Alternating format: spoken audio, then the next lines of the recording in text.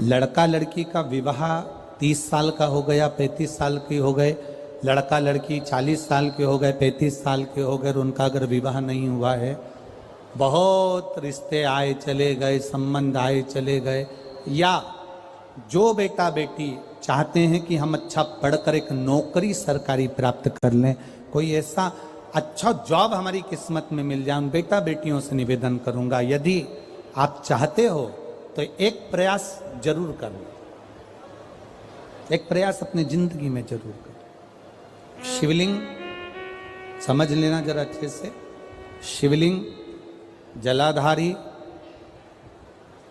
गणेश, कार्तिकेय, अशोक सुंदरी, और ये शिवलिंग, और ऊपर भगवान शिव की 5 बेटियां, जया, विषहरा, शामलीवारी, दौतली, देव।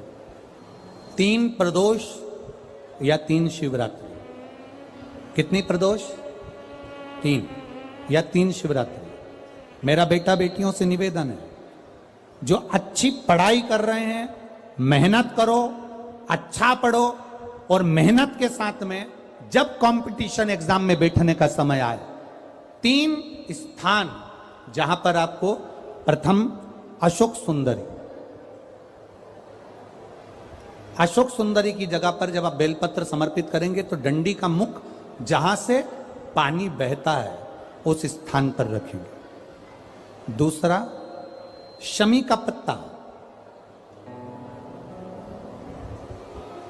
शमी का पत्ता। दूसरा, शमी के पत्र को देवादिदेव महादेव पर जब आप समर्पित करेंगे तो उसका डंडी का मुख भी जहां से जल बहता है उस ओर रखेंगे। और तीसरे नंबर पर है आंख का पुष्प। एक पुष्प होता है आंख का सफेद, और एक पुष्प होता है हल्का सा नीला। करें दर्शन आप लोगों ने? जम के तो बोलो जरा, करें ना? एक सफेद होता है, एक हल्का सा नीला होता है। सफेद आंख का जो पुष्प होता है वो केवल देवादिदेव महादेव का एक स्वरूप होता है, और हल्का सा जिसमें गुलाबीपन, नीलापन होता है वो शिव, पार्वती, गणेश, कार्तिकेय, अशोक सुंदरी, जया, विषहरा, सामरीवारी, दौतली, देव और शिव जी के जितने गण हैं उन सबका प्रतीक होता है। तो तीसरे नंबर का जो आंख का गुलाबी कलर या हल्का नीला सा जो पुष्प होता है, उस 5 पुष्प का गुच्छ मां जगत जननी का जो स्थान है जलाधारी, जहां अगर आप इधर बैठे हो तो उसकी विपरीत दिशा, इधर बैठे हो तो उसकी विपरीत दिशा, इधर बैठे हो तो उसकी विपरीत दिशा, विपरीत दिशा में उस पुष्प को समर्पित करना है।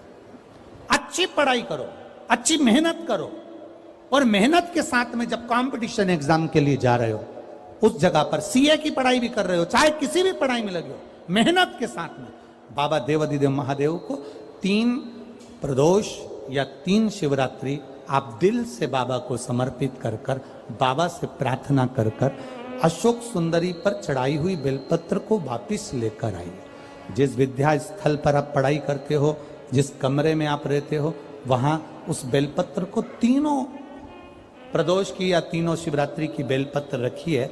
जिस समय बाबा आपकी नौकरी लगा दे, ये 3 बेलपत्र एक साथ किसी भी प्रदोष पर शिव जी को समर्पित करिए। ये शिव तत्व है। आप मेहनत करें, खूब मेहनत करें, कंपटीशन एग्जाम के लिए जितनी कोचिंग कर सकते करो, मेहनत करना उतना करो, जितना करते हो उससे 4 गुना ज्यादा करो, और उसके साथ में देवादिदेव महादेव से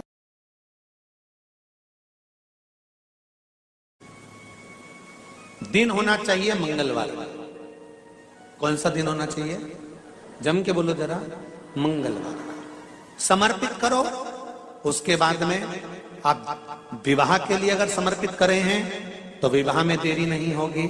व्यवसाय और व्यापार के लिए या नौकरी के लिए समर्पित करे हैं तो उसमें देरी नहीं होगी। एक पत्र में आया है, सुन लीजिए, बड़ा सुंदर संवाद है। शिव महापुराण की कथा कहती है, मंगलवार को अगर शिव जी के मंदिर में, शंकर के मंदिर में जाकर 1 लोटा पानी चढ़ाया जाता है तो हमारे कार्य में उन्नति होती है। हाथ में जल का पात्र हो, शंकर के मंदिर में जब तुम जा रहे हो, शिव के पास जब पहुंचो, जल से हाथ, जो लोटा जब जल का तुम बाबा को समर्पित कर रहे हो, जल चढ़ा रहे हो, उस समय पर बाबा से जरूर कहो, बाबा बहुत दिन हो गए, बहुत दुखी हूं, ए मेरे शंकर, मेरे कुबेरेश्वर महादेव, मेरे महाकाल राजा, मेरे इस हाथ को अब तुम पकड़ लो बाबा, बहुत दुखी हूं, अब तुम थाम लो बाबा।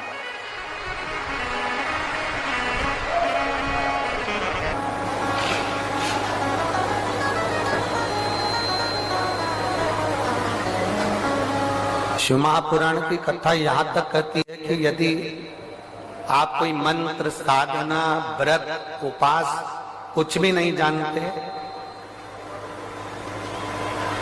तो बेलपत्री के वृक्ष के नीचे एक लोटा जल चढ़ाओ, प्रदोष की प्रदोष, एक घी का दीप लगाओ और बेलपत्र के वृक्ष के नीचे की मिट्टी का ही तिलक लगाओ।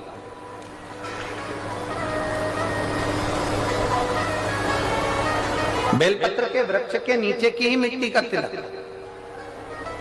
कथा हमको कहती है कि भगवान कभी भी सामग्री का भूखा नहीं रहा, भगवान भोलेनाथ भाव का भूखा रहा।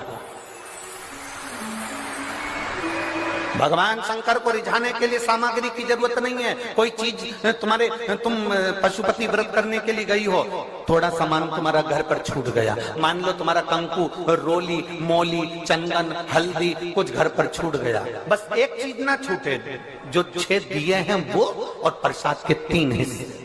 जो प्रसाद तुम लेकर जा रहे हो उसके 3 हिस्से करने का सामान वो छूटना नहीं चाहिए। बाकी का तुम्हारी मोली घर पर छूट गई, रोली घर पर छूट गई, चंदन घर पर छूट गया, अगर कदर घर पर छूट गया, कपूर घर पर छूट गया, लोटा पानी का घर पर छूट गया, कोई सामान तुम्हारा घर पर छूट गया, चल जाएगा, बिल्कुल चलेगा। तुम उसमें चिंता मत करना कि मेरी थाली में ये नहीं।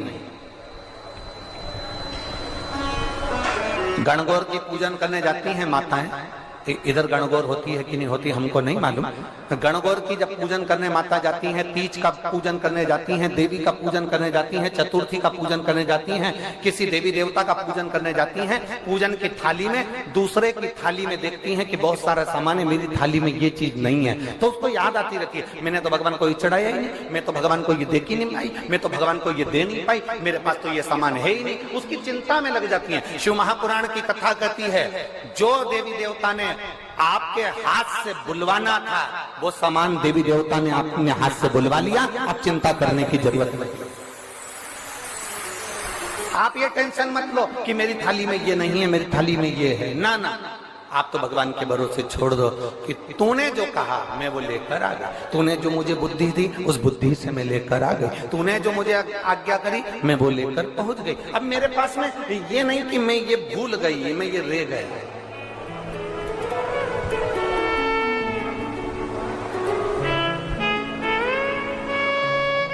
महाराज कोई व्यापार नहीं चलता हो, दिक्कत आ रही हो तो हनुमान जी के दूसरे नंबर का भाई गतिमान का स्मरण करो, हनुमान जी के उल्टे पांव का सिंदूर लाकर गतिमान का नाम लेकर स्वस्तिक बना दिया जाए व्यापार वाली जगह पर, तो व्यापार अच्छा चलने लगता है। महाराज कोई व्यक्ति पैसा खा गया, नहीं दे रहा, बहुत परेशान हो गए, मांग मांग कर दे गए, नहीं दे रहा, हाथ जोड़ लिया, पांव जोड़ लिया, सब कुछ कर लिया, नहीं दे रहा, तो हनुमान जी के तीसरे नंबर का भाई रतिमान, रतिमान, गतिमान रतिमान, रतिमान का नाम लीजिए, पीपल के पत्ते पर लाल सिंदूर से जो व्यक्ति पैसा लेकर गया उसका नाम लेकर बहते हुए पानी में अपनी कामना कर रतिमान का नाम लेकर छोड़ दीजिए। 15 दिन में रतिमान ऐसी उतावली मचाता है कि उसको हाथ जोड़कर वो खुद फोन लगाकर बोलता भैया तेरा मैं पैसा लौटा दूंगा। रतिमान का स्मरण किया जाता है। रतिमान ध्यान दीजिएगा, पंचमुखी हनुमान का एक स्मरण, पंचमुखी हनुमान का एक भाव। महाराज जैसे बहुत ज्यादा तकलीफ अगर व्यक्ति को हो गई है, बहुत कष्टमय जीवन चल रहा है, हार गए हर जगह से और तकलीफमय जीवन चल रहा है, तो पंचमुखी हनुमान का एक शिव महापुराण का और स्कंद पुराण का एक बड़ा सुंदर मंत्र है। उस मंत्र को आप सब एक बार हमारे साथ में बोलें।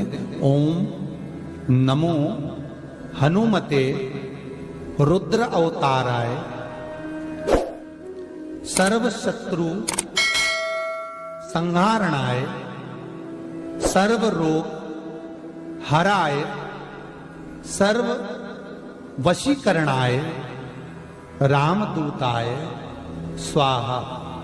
बस इस मंत्र को हाथ में काली तिल लेकर, एक जौ लेकर और गूगल लेकर, थोड़ा सा उसमें गाय का घी डालकर, कंडे को या अग्नि को जलाकर इस मंत्र का 11 बार 21 बार जाप कर कर अपनी कामना कर कर छोड़ दीजिए।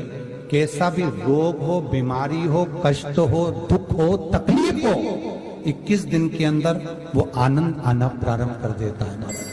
इस मंत्र, स्कंद पुराण का, शिव महापुराण का यह मंत्र मूल पंचमुखी हनुमान सुख देंगे। और एक और चीज याद रखिए हमारा,